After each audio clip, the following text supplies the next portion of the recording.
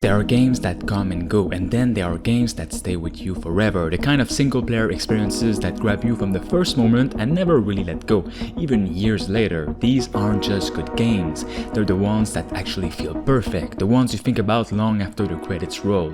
Today we're revisiting some absolute gems, titles that might have been overlooked, underrated, or simply stood the test of time. But all of them are in their own way a solid 10 out of 10. Mad Max is one of those games that came and went without making the impact it deserved, but over the years it's grown into a cult classic. Avalanche Studios didn't just make an open world, they made a wasteland, a world that feels harsh, punishing, and yet strangely alive. Every single thing you do, from scavenging water to fueling up your car, matters in a way that keeps you on edge. The magnum opus isn't just a vehicle, it becomes a character that you build, upgrade, and rely on, and the car combat is still some of the best ever done. The storms that roll across the dunes are unforgettable, tearing apart everything in their path while you fight just to survive. And beyond the chaos, the game nails the feeling of loneliness and survival in a world that's been completely stripped of hope. It's immersive, it's cinematic, and it captures the spirit of Mad Max in a way that no movie tie-in ever has. This is the kind of game that you revisit and suddenly remember why it deserved better recognition. We'll all be scrapified!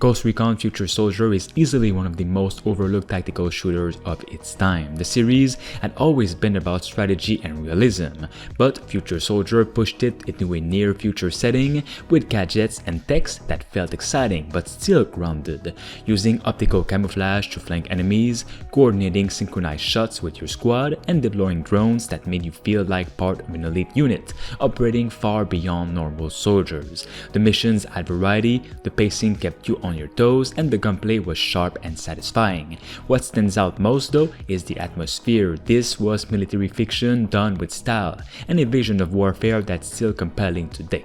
Playing it now, you can see how much it influenced tactical shooters that came after. It's a game that deserves to be revisited, because it captured a sweet spot between old school Ghost Recon realism and modern action intensity. In Future Soldier, you play as a member of an elite special forces team simply known as Ghosts, unit codename Hunter. The game begins with a dramatic scene that pops out of nowhere, where you get to play for about 5 minutes, in which another Ghost team are victim to a secret bomb attack while trying to secure a weapon from an unknown faction. It absolutely does not go well for the team.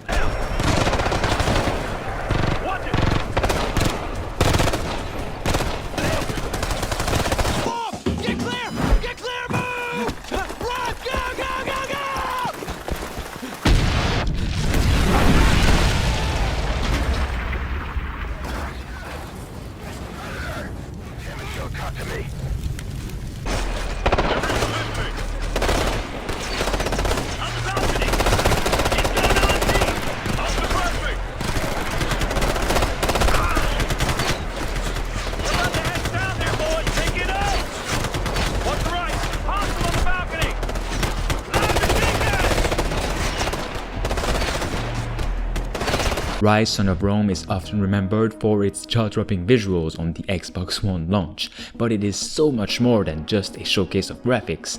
Crytek built a cinematic, visceral journey through Roman history that doesn't get the credit it deserves. The combat may seem simple, but it's fluid and brutal in a way that fits perfectly with the theme. Sword clashes, shield bashes, and cinematic executions that feel weighty and impactful. The story of Marius Titus is a personal tale of revenge set against against the backdrop of empire and war, and the game delivers it with emotional weight and stunning presentation. The set pieces are breathtaking, from storming beaches to leading Roman legions into battle with authentic formations. Even today, few games capture the scale and atmosphere of ancient Rome the way Ryse did. It's a game worth revisiting, not just for the action, but for the way it pulls you into an era that gaming rarely explores.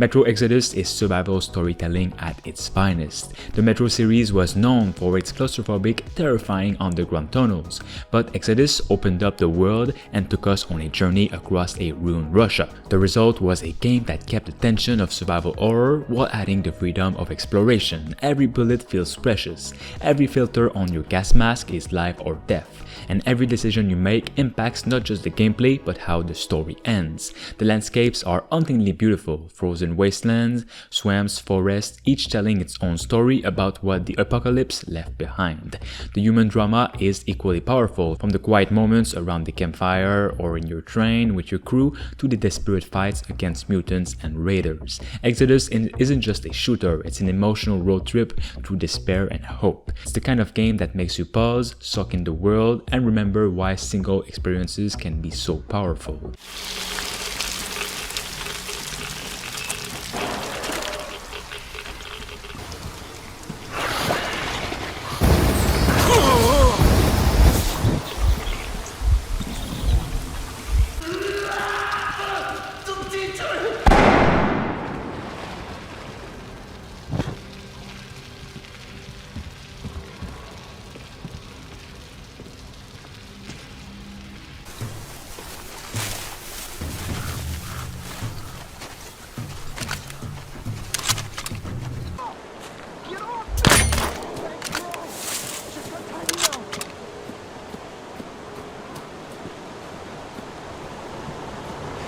Don't leave me here, man!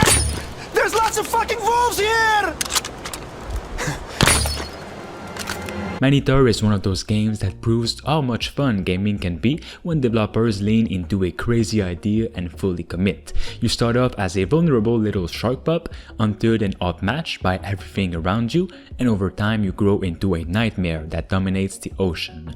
The progression system is fantastic, feeding, evolving, and mutating into a monster with electrified fins or bone armor is ridiculously satisfying. But what makes Maneater special is how it balances that chaos with satire. The mock reality TV narration turns the whole adventure into biting social commentary about humans and our relationship with nature. One minute you're eating unsuspecting swimmers, the next you're battling hunters in explosive, over-the-top sea battles. It's endlessly fun, it doesn't take itself too seriously, and yet it leaves an impression that few action games manage. It's one of the most unique single-player experiences of the past decade in my opinion. It's really awesome.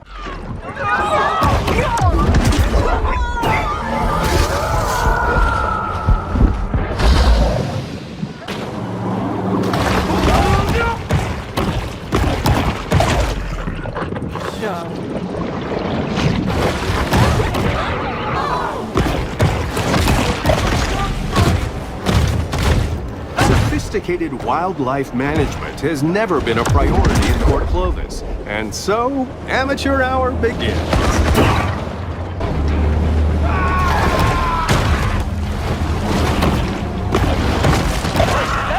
Metro Medal of Honor 2010 was a bold reinvention of the series, and it stood out in a time when military shooters were all about over-the-top spectacle.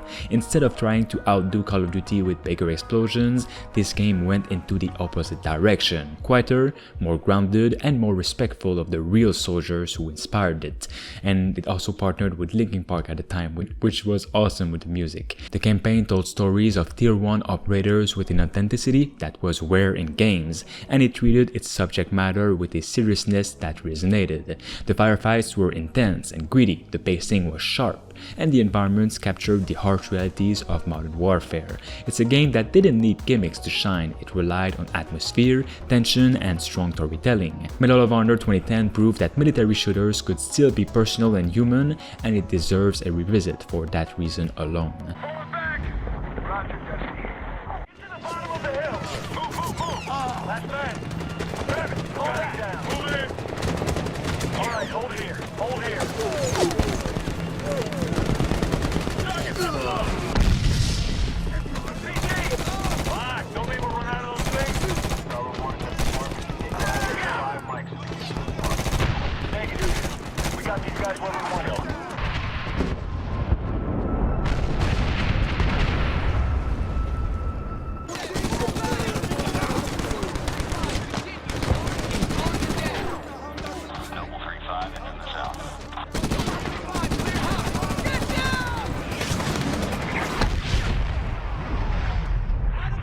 Rising Storm 2 Vietnam captures the chaos and brutality of war in a way few shooters dare to.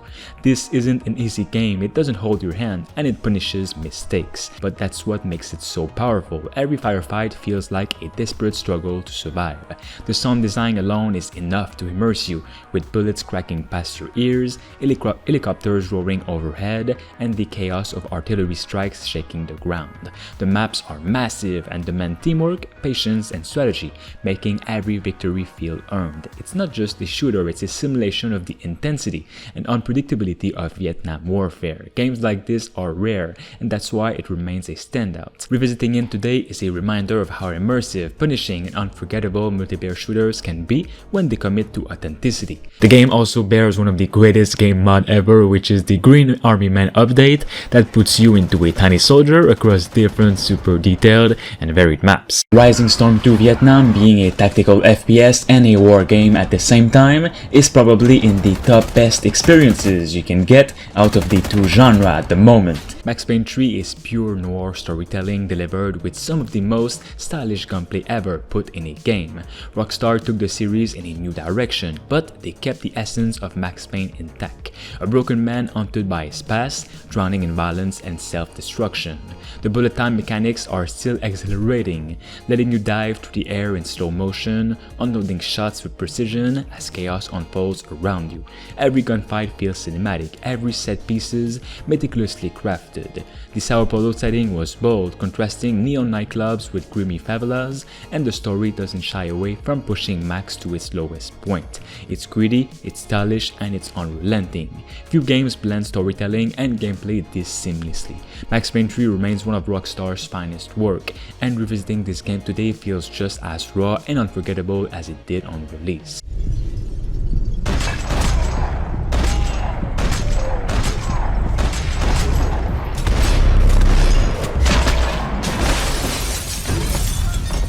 Max Payne 3's gunfights too are claustrophobic and tense. The impression of hot weather and not being able to cool off and get a clear breath makes them much more so. And smell, after all, is the most evocative sense, but getting to nail that in a video game is pretty hard. The two went hand in hand more than I care to admit. Mafia 2 is more than just a crime game, it's a fully realized period drama. The 1940s and 50s cities of Empire Bay is recreated with such love and detail that it feels like stepping into a living time capsule. The snow-covered streets, the cars, the radio broadcast, everything pulls you into that world. At its heart, it's the story of Vito Scaletta, a man trying to rise above his circumstances, and his bond with his best friend Joe. The narrative is tight, emotional, and cinematic, delivering not just action but real drama and consequences. The soundtrack, filled with classics from the era, elevate every moment, making it feel like you're playing through a gangster film.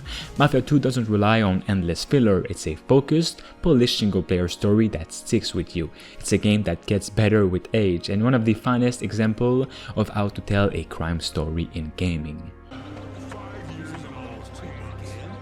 Hey, I'm looking for Leo Galante. You know where I can find him? Mind your own fucking business.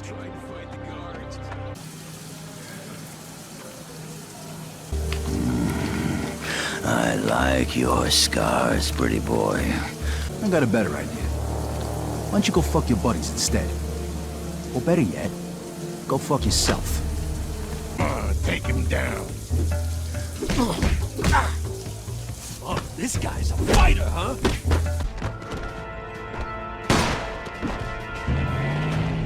I'm gonna try and blank him. I got something for you, you bastard!